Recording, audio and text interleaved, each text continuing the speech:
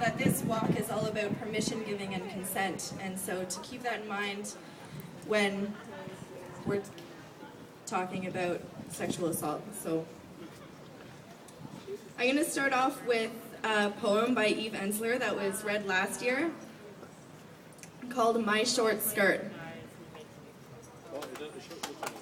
My short skirt is not an invitation, a provocation, an indication that I want it, that I give it, or that I hook. My short skirt is not begging for it. It does not want you to rip it off me or pull it down. My short skirt is not a legal reason for raping me, although it has been before.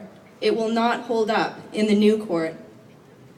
My short skirt, believe it or not, has nothing to do with you.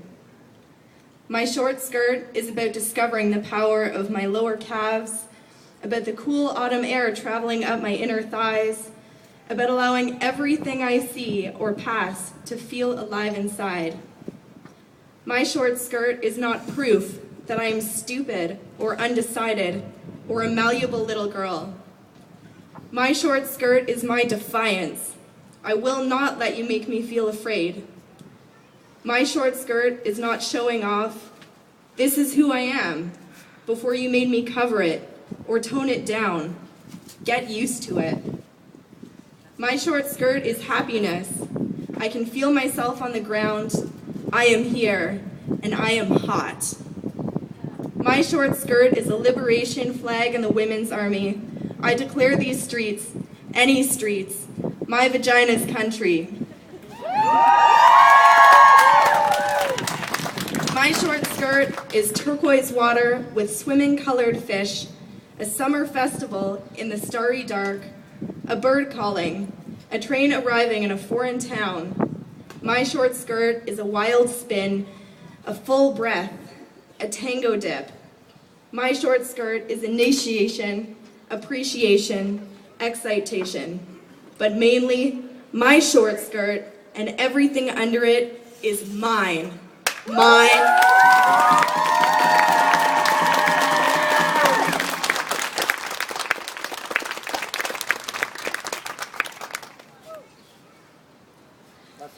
Good afternoon, everyone. My name is Deandra Hall, and I'm one of the organizers of the Victoria SlutWalk.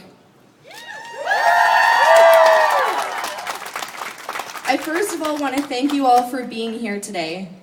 Your presence alone is a part of creating change.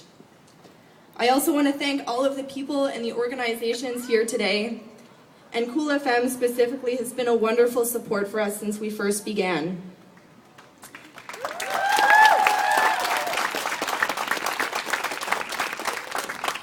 I also want to thank my co-organizers, Meg Tronson and Kenzie Hawksworth.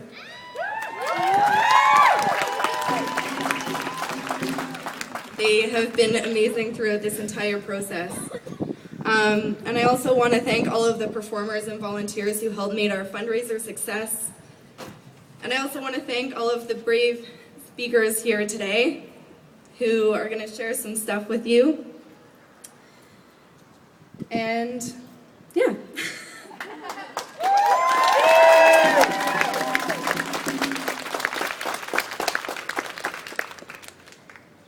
Coming to an event like SlutWalk is a unique experience. It's activating and moving and emotional. You're going to hear things today that will be difficult to hear. And for that reason, I encourage you to think about how you're going to take care of yourself after today. Whether it involves confiding in a friend, or journaling, or having a bath, or making a cup of tea. I told my story candidly last year at Victoria's first SlutWalk, and spoke about how organizing this event was so instrumental in my own healing, a process which is still continuing on today. I want to begin by saying that sexual assault isn't something that's well understood. When rape is talked about in the media, it's often physically violent. Perpetrators are painted as people struggling with mental illness, attacking women in dark alleyways. Women's clothing is often, some point, the center of the conversation. But the real picture of sexualized violence is never really painted. No one wants to think of their brother, friend, husband, wife, or daughter as someone who could sexually assault someone. No one wants to talk about how in over 80% of sexual assault cases, the victim knows their perpetrator. Or that more than half of sexual assaults happen to people under the age of 18. She was drunk. She was asking for it. Guys can't get raped are sentences that I have heard far too often. Many of these sentiments are those that played in my own head after I was sexually assaulted. I couldn't help but think that if I didn't drink so much, if I didn't go over to his house, if I didn't trust him, then it never would have happened. I reflected deeply on what I could have done, what I should have done, instead of the fact that it was their responsibility not to assault. It was shortly after this happened that I found SlutWalk, a Toronto-based movement that aimed to talk about the problems of victim blaming and slut-shaming after a police constable stated at a university lecture on crime prevention that women should avoid dressing like sluts if they didn't want to get victimized. His comment wasn't the first or the last of its kind, and spurred major backlash from thousands of people who just a few months later gathered outside a Toronto police station to make one statement: "We've had enough." Sanguinetti's statement, however, reflected a lot of the assumptions made in our social circles that clothing has any effect on one's likelihood to be assaulted. In fact, it's reflected in many of the thoughts of people who work in our legal systems as well.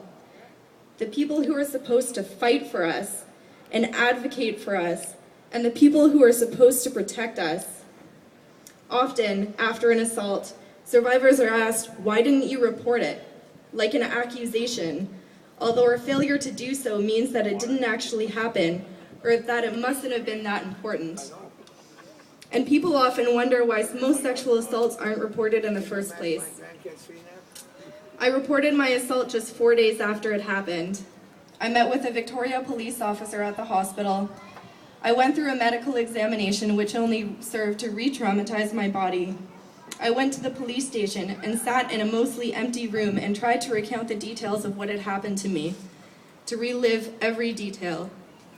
A couple of weeks later, I started to remember more and went into the police station again, and again another 3 times after that. I was told over and over for 14 months that my charges were going to be submitted to Crown Counsel soon. I would hear something about my case and then receive no contact for months at a time. They couldn't find him. He fled his apartment with all of his belongings in just 2 weeks after the assault. They found him over a year later in a shelter in Fort St. John. A couple of months more passed by with no contact until I had finally had enough and filed an official complaint, and finally, charges were submitted to Crown Counsel. I was assured that my file would be flagged as priority, and again, another 3 weeks with no contact, and I have contacted the person who accelerated my police complaint. Over a year and a half later, and I finally have a court date, 7 months from now.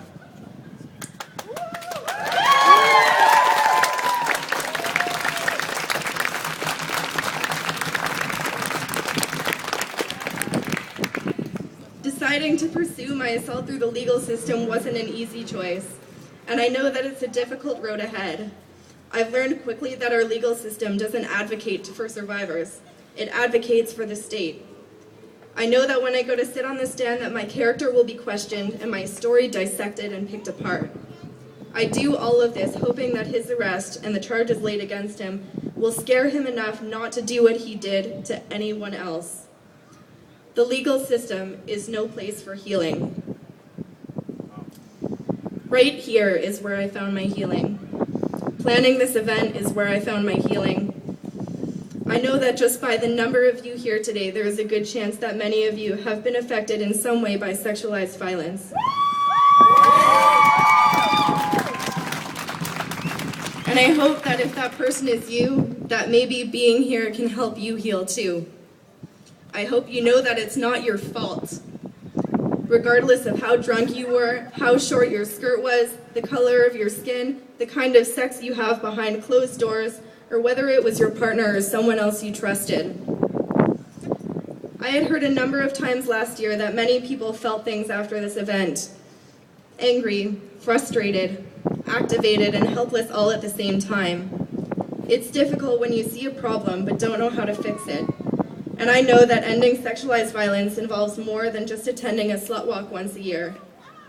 If there is one piece of advice that I have to give to you today, it is to recognize the power of language.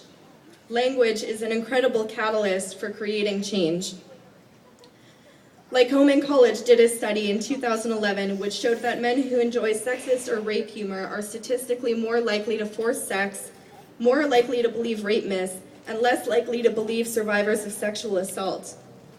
Women who enjoyed the same humor were